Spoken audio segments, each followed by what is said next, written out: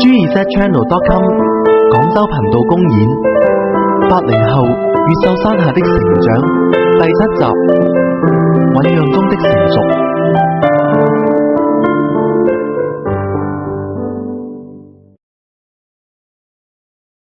喂，健少，早晨。咦，今日好似有啲唔同咗咁啊？唔係啩，都係咁上下啫。點啊？尋晚咩環境啊？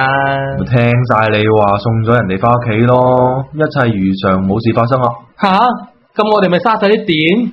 少嘥咁啦。講兩句應酬下啲兄弟得唔得先？你咪估下咯。你個衰仔啊！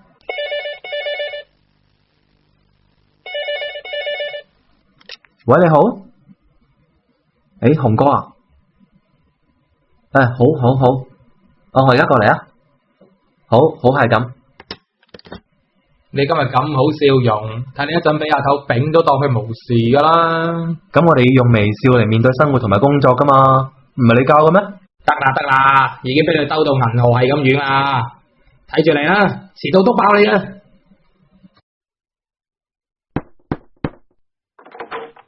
紅哥揾我啊？係啊，坐啦。好。話兩個好消息俾你聽。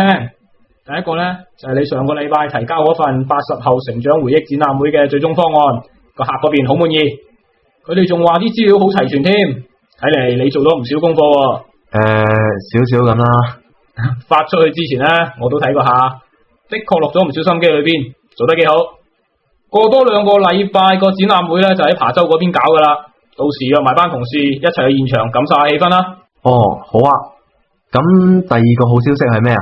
第二個好消息呢，就係今晚公司年夜飯嗰陣，會由你代表我哋部門上去領獎，講翻幾句鼓勵同事嘅說話。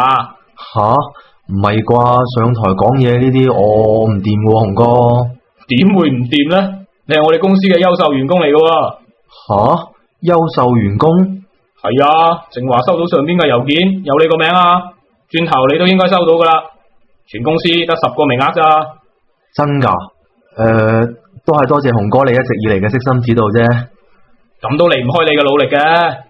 上年你跟嗰幾個項目都做得唔錯啊，實至名歸噶。出年再接再厲啊。好，多謝紅哥。咁就咁啦。記得上台之前好好準備一下。OK，我知噶啦。好，咁你出翻去做嘢啦。好。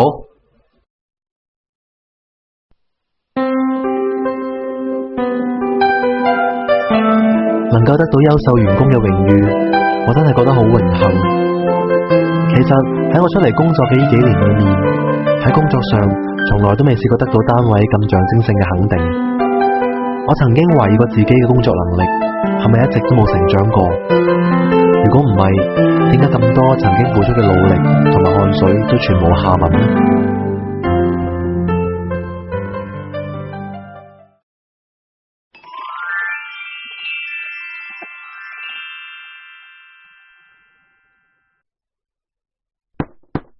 ？Come in。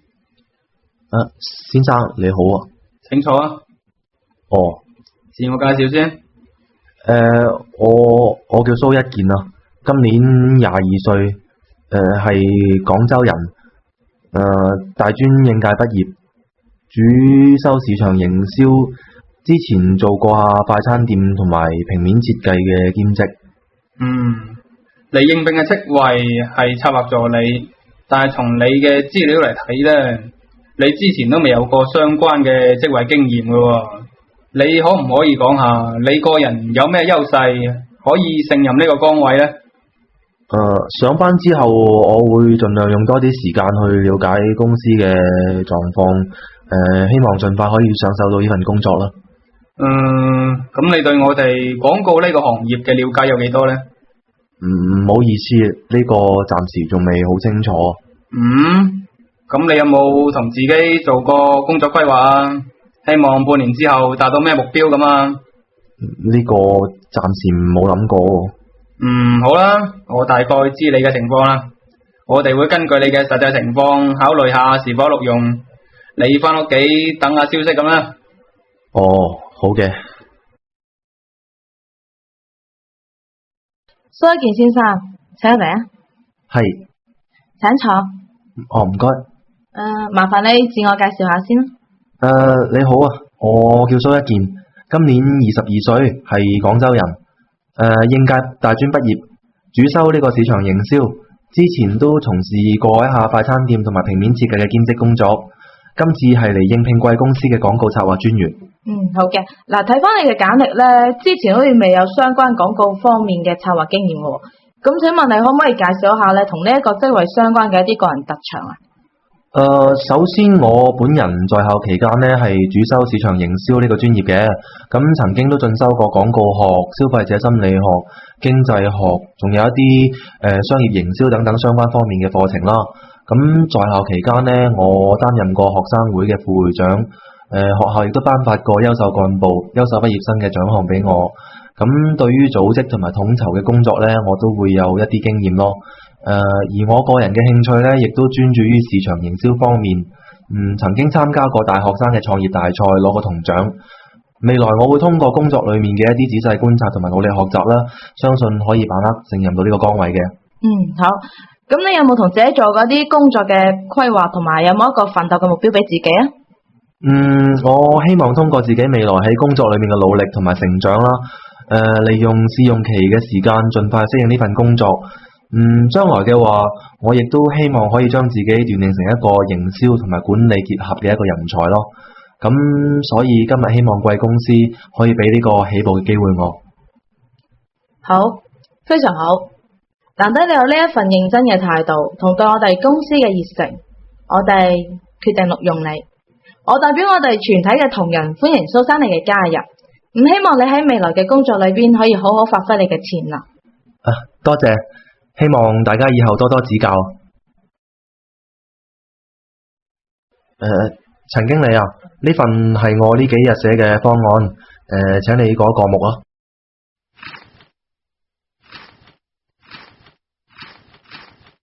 有冇搞錯啊？呢啲咁嘅半成品你都好意思交俾我嘅？你有冇自己睇過噶？我睇過2次噶啦。唔該，你下次睇多幾次，內容又唔完整。連死文檔嘅基本格式都仲未規範，唔該你下次啲垃圾唔好攞俾我睇啦。唔好意思，我盡快修改下。唔該你快少少啊，今日之內一定要搞掂佢啊。知道。點啊？仲差幾多啊？仲有2大點未寫完啊。哇！你寫咗5個鐘先寫咗咁少嘢咋？你啲工作效率咁低啊？對唔住啊。多啲上網揾下資料，睇下人哋點做嘅，唔識就開心啲問下人啊嘛。我會噶啦。你寫完先好走啊！聽朝一早開會又攞嚟討論啊。我知啦。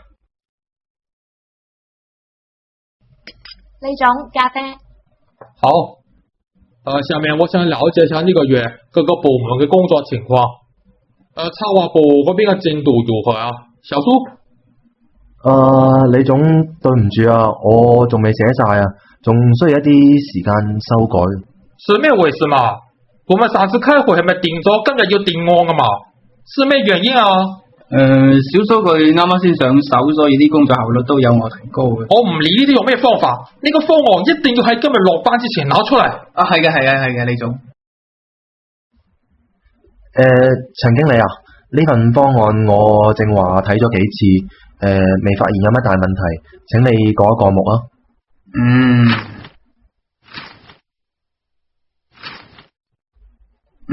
今次好啲啦。嗱，呢度加多2點，一點市場嘅可行性分析，一點係市場預測，咁出嚟就會完整好多啦。好嘅。呢度需唔需要加多一點採購分析嘅補充說明呢？呢個冇問題啊。好。唔錯。以後都一定係咁，唔識就多啲問，多啲學，咁先會有進步噶嘛。係嘅，多謝經理。快啲去講埋佢啦。OK。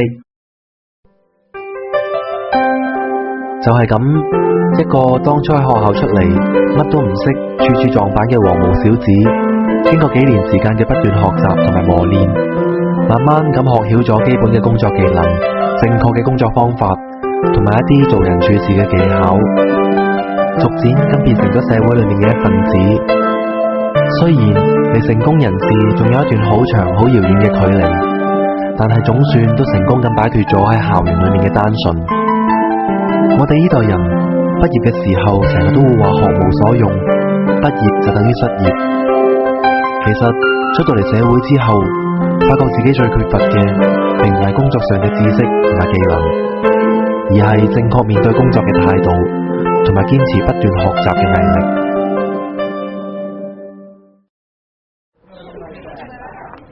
好，各位，以下有请我们公司今年10位优秀员工里面的最后一位，长朗项目组的苏一健上台领奖。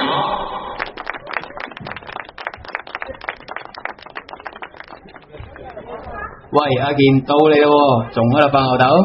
哦，好犀利啊！阿健好叻啊！爽死佢係真啦，1000蚊獎金喎。今年咧就阿健攞咗個優秀員工啦。下年你哋幾個俾啲心機啊，只要肯努力，冇話冇出頭嘅。下年我哋都要加油。健仔策劃嗰個80後成長回憶展覽會，下個禮拜就喺琶洲展館出街噶啦，你哋幾個記得去捧場啊！絕對要啦，我哋啊有份幫佢一齊揾料噶，點可以唔捧下自己場啊？我已經叫咗個朋友一齊去噶啦。哇！到時個展覽咪仲墟冚個動漫節？咦？喂，你哋睇下，到阿健講嘢啦喎！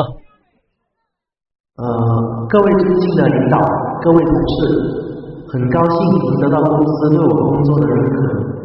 謝謝一直以來曾經幫助過我的每一位同事，在他們的身上，我學到了很多寶貴的東西。我一定會繼續努力，明年做得更好。今年美國帶來的金融海嘯雖然來勢洶洶，但是這不會阻止我們前進的步伐。來年，我相信我們一定會以最強大的團隊力量、最頑強的奮鬥精神，來面對一個又一個新的挑戰。謝謝大家。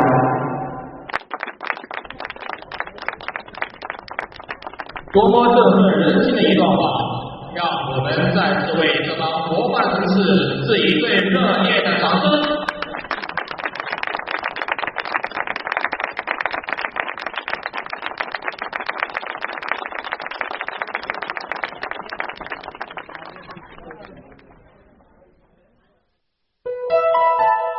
事實真係證明咗，只要有切實嘅目標，並且肯付出同埋加以努力嘅話，任何冇可能嘅事都會有實現嘅一日。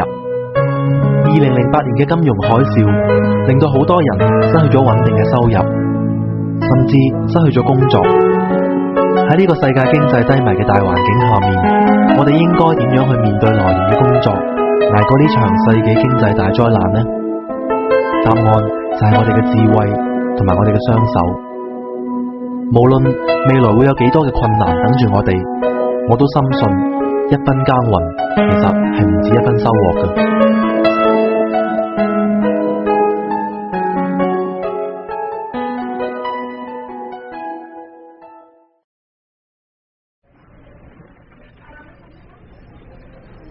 喂，阿健。Leon，咁早嘅今日？冇啊，反正今日都要嚟睇展覽嘅，咪早啲過嚟睇下，你有咩需要幫手咁咯。你真係有我心啦，不過都唔使我哋點搞噶啦，啲師傅都搞得七七八八咯，連啲展品啊都擺晒出嚟啦。展品就係呢啲啊？係啊。咦？呢個咪我哋以前細個拍嘅嗰啲獅子？呢一欄仲有好多添啊！嗱，你睇下，積木啊、水槍啊、拼圖啊、萬花筒。嗰邊仲有啲飛行棋啊、鬥獸棋、波子棋添啊！哇，幾過癮喎！係啊，為咗做呢個展覽啊，我私人貢獻埋我自己嗰盒奇多圈出嚟添啊！呢邊呢啲咩嚟㗎？以前啲錄音帶封面咯。嗱，呢餅咪少爺威威，嗰餅就黑貓警長。仲有一餅郭富城嘅對你愛不完添喎。係喎，我以前都飛過呢個中間分界頭嘅喎。呢個髮型啊，90年代初夠晒經典啦。隔離嗰餅咪黎明嘅夏日傾情咯，你睇下佢當時嗰個髮型幾鬼薯啊！不過我哋嗰陣個頭啊，仲薯啦。係啊，嗰陣啲男仔個個都起髮腳㗎啦。你今日唔係話約咗你啲 friend 過嚟嘅人呢？佢冇咁快到，我咪諗住嚟幫下你手先咯。我真係太感動啦！你大圍約咗幾點㗎？阿黃佢哋呢？佢哋應該都差唔多噶啦。建少，喂，你到咗啊？係啊，我哋兩個早餐都未食就飛過嚟撐你場啦，係咪好有默契呢？唉，你兩個啊，不嬲都咁有默契噶啦，呢樣嗬？喂，僆仔，唔好亂噏啊，跟住寡人告你誹謗喎。唉，算吧，你兩個，你睇下手上面嗰對情侶戒，元旦翻嚟啊，已經閃到成間公司領晒啦，你當我哋真係個個都盲嘅咩？哎呀，都叫你唔好買呢樣嘢做新年禮物噶啦。咁下次買情侶內衣咯，好冇啫？咦，核突！咁唔係你想用咩啫？唔知啊。喂喂，你兩個顧下我哋啲旁人嘅感受好唔好？我同 Leon 啊已經雞皮步發啦。唉，我哋成日都係咁噶啦，你哋發下咪慣啦。唉，真係頂你兩個唔信啦。今日咩情況啊？使唔使幫手噶嘛？等得你嚟幫我手啊，真係蚊都瞓啦。人哋 Leon 啊一早到咗啦。係咩？我哋約好8:9到嘅噃。係咯。係啊，唔好話我哋啊，我哋冇遲到噶。哦，冇，我早啲嚟接我朋友啫。你朋友去邊度啊？咧就講就到啊！嗱，同大家介紹，呢個係我女朋友小敏，今日專程嚟睇展覽嘅。大家好。哇 ，Leon，你真係深藏不露到非常喎。哎呀，你做乜搶眼鏡啊？哦，冇，戴副眼鏡又點樣跌眼鏡呢？喂，我哋趁人少，快啲揸緊時間啦！如果唔係一陣人多嗰陣啊，想行埋啲玻璃櫃度都唔得啊！係喎，大中小方格簿都有齊嘅，哇！連田字格都有啊！哇，呢啲咪我哋以前上美術堂嗰陣用嗰啲蠟筆同顏色筆？點止啊？嗰邊仲有幾塊紅雙喜嘅波板同埋雙魚嘅乒乓波添啊！哇！連我細個嗰款機械人筆盒都有啊！撳個鼻哥可以有個耳仔度彈個筆跑出嚟嗰啲喎。喂，喺邊度揾噶？呢啲啊，全部都係我哋客戶公司發散啲員工去揾噶。聽講啊，仲係高價收購翻嚟添。哎呀，你唔早講，我都貢獻我啲芭比出嚟啦。咪咯，我啲變形金剛啊、紅白機啊、Game Boy 帶啊，成箱拎過嚟，咁仲發打？你哋遲咗一步啦，我都貢獻咗皮多圈出嚟啊！仲有埋支變聲槍添啊！變聲槍？喂，邊支係啊？咧係白色嗰支咯。哦，嗰支啊。係啊，掹雞嗰陣大力啲細力啲，就會招嘣咁嗰啲啊！哇，好掂啊！呢度真係咁猛啊，絕對上電視啊！同你講。咦，南哥同佢啲朋友嚟咗喎。阿健，浩南到咗啦。喂，今日多謝晒你啲家屬票喎。喂，同你介紹呢個山雞，呢個大天耳，包皮、炒皮，叫健哥啦。叫我阿健得噶啦。哇，南哥，你都集齊一套先帶出嚟噶喎。梗係啦。佢哋全部都係80後嚟嘅，自己時代個 show 點可以唔過嚟捧場啊？係咪先？咦，大佬，我哋嗰陣砌嗰啲4驅車喎。係，哇！自由皇帝第3代，大佬呢度仲有閃卡添喎。睇過？咦？龍珠、街霸、4大天王、林志穎、陳慧嫻、周慧敏，哇！連紅線女都有埋。嗰張係粵劇飛嚟嘅，擺錯咗，唔好意思啊。哦。喂，今晚我仲約埋土匪同阿肥東佢哋幾個過嚟啊！一陣佢哋自動出現噶啦。係，梗係啦，自己舊同學擺場，咁都唔過嚟幫拖，邊夠女啊？哇，咁今日真係齊晒人喎。點會啊？仲爭一個。係咯，仲爭一個喎。爭邊個先？呢個絕對係你阿媽，以外同你關係最密切嗰個女人啦。由於時間關係，其實佢已經出現咗噶啦。Hello， 大家好。今日咁晏嘅？係啊，今日地鐵好鬼多人啊，全部都湧晒過嚟琶洲展館呢邊。我已經一早特登搭鐵過去公園前嗰度轉線噶啦，都仲要排隊上車。車裏邊嗰啲人全部都係同我差唔多年紀嘅，正話落車出站仲要排隊添啊！哇，唔係啊嘛，不過都唔奇怪啊，今日係我哋廣州80後人嘅大日子，主辦單位啊肯定發散晒啲媒體，推晒集結號噶啦。所以咪咁多人咯，正話逼車，唔好逼親你啊！冇事啊，放心啦。哇，仲話冇？你睇下，隻手都紅晒啦。得啦，冇事啊。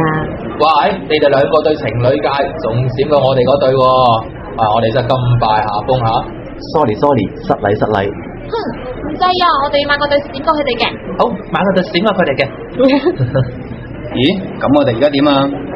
咁人齊嘅情況底下，梗係請我哋蘇導遊帶我哋參觀下噶啦。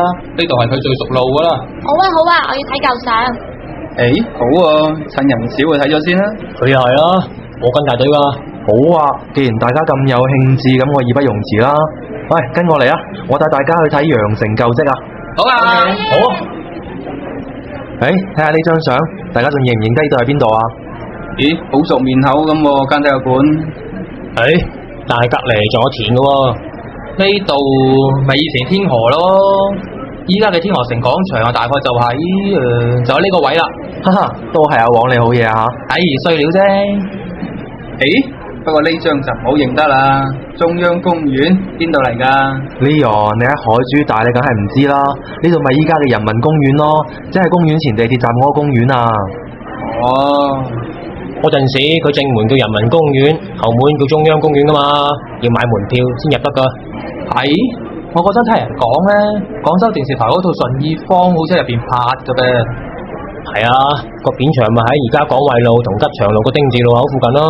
我哋班僆仔成日都喺嗰度爬欄杆入去睇拍戲嘅。哇，好嘢，南哥記得咁清楚啊！我同阿健同一笪地方大噶嘛。咦，你哋睇下呢度又係邊度啊？有新華書店嘅？呢度咪就係以前嘅北京路咯。哦，唔怪得知咁熟面口啦。嗰陣時條馬路仲有車行噶，後尾先至變咗步行街啫嘛。隔籬呢張咪就係以前嘅中山路咯，得4車道噶咋，好窄噶。咦，原來以前馬路兩邊全部都係啲鋪頭仔嚟㗎。呢張啊，個個都知啦，越秀山5層樓啊嘛。隔籬呢張就係越秀山體育場，我哋廣州足球隊嘅主場就喺呢度啦。紅哥咪話自己喺呢度由細踢波踢到大嘅。咦，係喎，今日紅哥冇嚟嘅。哈哈，今日紅哥啊犀利啦，佢話佢啊約咗班小學同學過嚟呢度參觀兼聚會喎，唔得閒理我哋噶啦。哇，嚟呢度聚會咁絕都俾我諗到啊！不愧紅哥啊！咦，你仲有埋當年嘅華北飯店？華北喺邊度嚟㗎？呢間咪係當年中山路嘅2大飯店之一咯。另外好處就叫做新桃坊啊嘛。依家啊，呢度成塊地都變咗地鐵站同埋動漫星城咯。西關大屋喎。咦，係喎。哇，呢啲咁古老嘅趟籠門啊，真係要翻去荔灣啲9曲13彎嘅巷仔先揾到噶啦。係咯，仲有個小朋友坐住張木凳仔同媽咪喺度玩跳大海喎。係咯，喂，呢張你哋係認唔認得啊？喂，屋企門口嚟嘅，點會唔認得啊？咪以前上下九咯。哇，好多舊騎樓屋喎，不過殘咗啲。以前啊，我啲老城區啲屋企全部都係咁噶啦。雖然個外牆啊殘啲，不過入邊啊住得好舒服噶。係噶，而家翻新之後嘅感覺都已經完全唔同咗咯。依家嘅包裝啊，就肯定要迎合新時代需要噶啦。咦，你哋睇下依張，有我哋小學嗰陣嗰啲沙池喎。單槓、雙槓，仲有平衡架添喎。嗰陣我哋班小學雞追槓真係追到氣都咳啦，不過好過癮，孭住書包都係咁追。哇，波台喎，我小學至愛啊！嗰陣啊，娛樂同埋打交都喺張波台度啦。呢條10米高嘅垂滑梯，唔使講，一定兒童公園啦。哇，而家睇翻原來係咁高㗎。係咯，真係唔知以前點解咧咁大膽敢去 Sir 嘅喎。我唔敢㗎，我淨係去垂滑梯隔離嗰間哈哈嘅屋同碰碰車嗰度玩㗎咋。咦，呢個摩天輪，東方樂園喎。哎呀，呢樣你一講我就傷心啊！我大部分童年暑假嘅回憶，全部都喺晒入邊噶。係咯，而家拆咗真係好可惜啊！早知係咁，當年去玩嘅時候就影多幾張相留念啦。哇，太懷念啦！嗰張過山車，我哋可唔可以快啲離開呢個傷心地？我仲想傷情啊！有冇咁誇喎？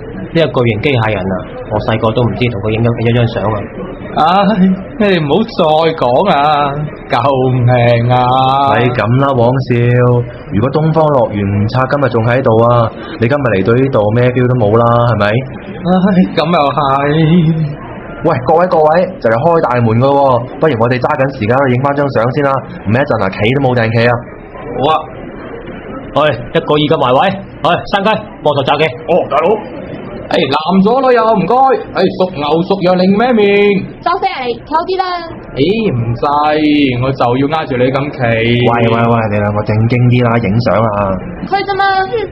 好啦，準備3、2、1。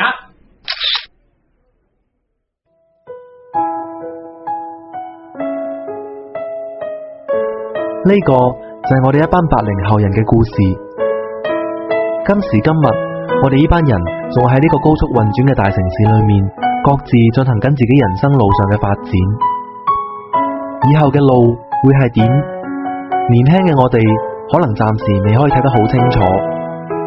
不過我哋清楚知道嘅係，未來發展社會同埋建設世界嘅任務會分發到我哋每一個人嘅身上。因為我哋喺好細個嘅時候就背負住跨世紀接班人嘅使命，無論係為咗自己定係為咗呢個世界，我哋都一定會帶住醞釀中嘅成熟去迎接呢一日嘅到嚟。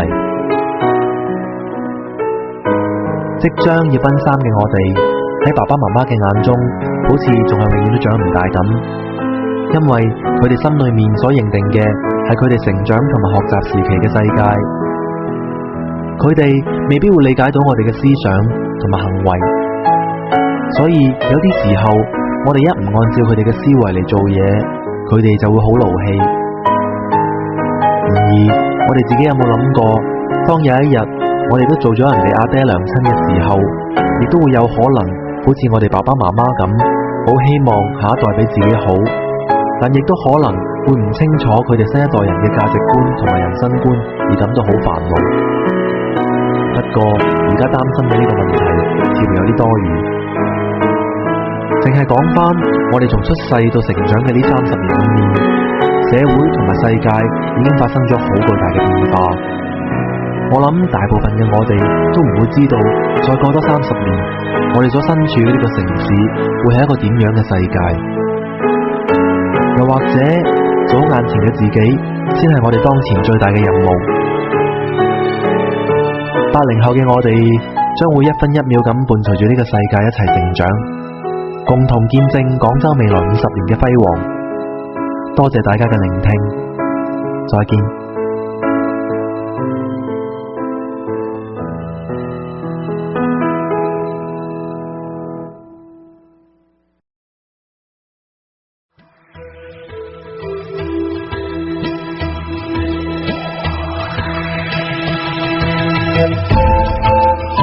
聽完呢班80後年輕人嘅故事之後，我哋不得不感嘆，光陰一去不復求，多少美好心中留。一班曾經天真爛漫嘅小朋友，喺不知不覺中已經陪伴住呢個城市一齊成長咗就快30年嘅光陰。如今佢哋已經身處喺社會中嘅各個階層、各個崗位，默默咁打造緊佢哋嘅人生。唔知佢哋仲記唔記得，孕育咗佢哋成長咗呢片土地，喺改革開放後嘅呢30年裏邊發生過啲咩大事呢？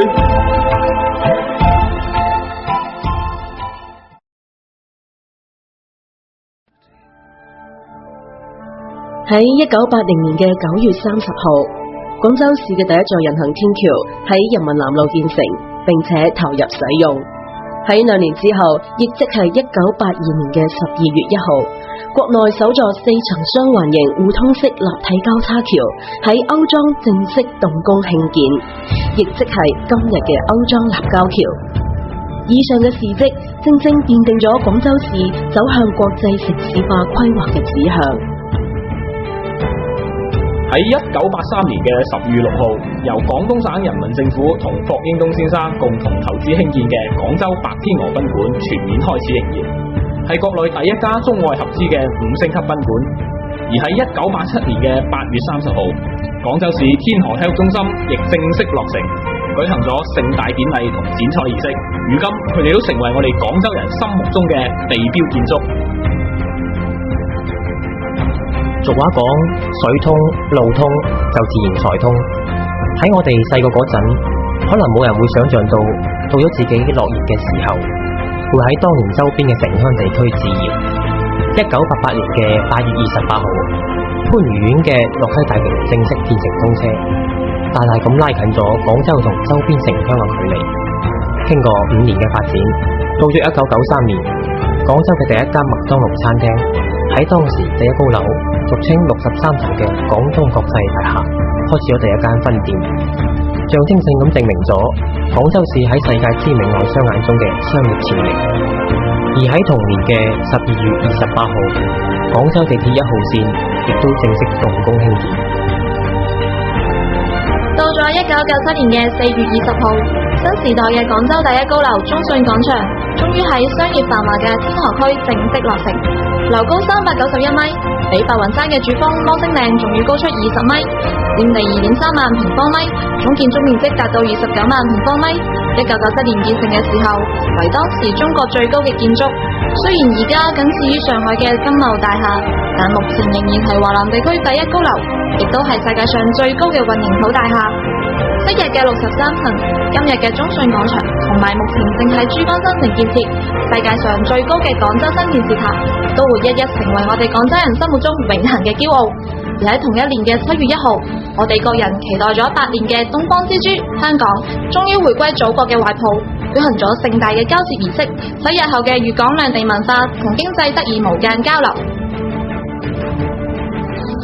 話咁快就到咗步入千禧年嘅前夕，1999年喺6月28號，廣州地鐵1號線西朗至廣州東站全線開通運營，大大舒緩咗廣州多年嚟緊張嘅交通狀況。到咗千禧年嘅1月28號，廣州市內環路全線通車，結合公共汽車、出租車、地鐵嘅優質服務，全面咁提升咗廣州市城市生活嘅運作效率。而喺同一年嘅7月10號，廣州市番禺區同花都區亦都舉行咗正式嘅掛牌儀式。2001年嘅11月11號，第9屆全國運動會嘅開幕式喺廣東奧林匹克體育中心舉行。運動員喺場館嘅精彩表演，為我哋留低咗深刻嘅印象。華南最大嘅大學校園生活區廣州大學城，亦都喺2002年嘅6月10號正式動工。半年之後，即係2003年嘅1月2號，廣州國際會展中心首期工程建設正式投入使用，係目前亞洲最大、全世界第2嘅會展中心。但同時喺1年，我哋整個華南地區受到咗非典型肺炎嘅來襲，全城人心惶惶，板藍根同衛生口罩成為咗當時生活嘅必需品。經過一段時間，醫務人員嘅頑強意志同奮力抗戰，我哋廣州終於戰勝咗非典。我為佢哋嘅無私貢獻同埋犧牲感到無比驕傲。2004年7月1日18時33分，亞奧理事會主席薩巴哈喺多哈舉行嘅亞奧理事會第23屆全體會議上鄭重宣布，中國廣州獲得2010年亞運會舉辦權。廣州今日嘅繁華將會呈現喺世界嘅面前。同年嘅8月5號，廣州新白雲國際機場正式投入使用，為廣州打開咗一棟嶄新嘅世界之門。2007年1月1號起，廣州市區全面禁止摩托車行駛，城市嘅交通獲得咗一定程度嘅淨化。禁摩之後，好多曾經以使用摩托車作為主要交通工具嘅市民，亦都慢慢咁適應咗佢哋新嘅交通方式，逐漸融入咗新時代嘅廣州。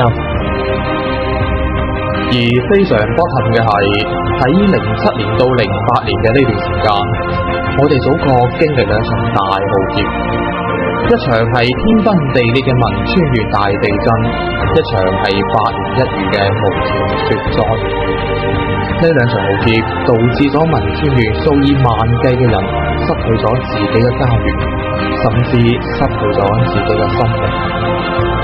初運期間，因為雪災嘅原因，華南華中地區嘅道路全線封鎖，近100萬嘅外來務工人員滯留喺廣州火車站靜候佳音，一度使廣州火車站陷入混亂同埋恐慌。呢個時候，我哋廣州人伸出咗熱情嘅援助之手，發揮一方有難八方支援嘅精神，有錢出錢，有力出力，獻出自己一分綿力，幫助地震中受災嘅同胞早日重建家園，幫助被困嘅南華同胞渡過難關，早日返到屋企同家人團聚。到咗08年，一場由美國雷曼兄弟公司所引起嘅世界性金融海嘯，令到全球嘅產品消費能力大幅萎縮，國際性嘅貿易同服務行業都面臨減薪同裁員，國內過千間嘅出口生產企業都面臨倒閉，數以萬計嘅工人失去咗工作。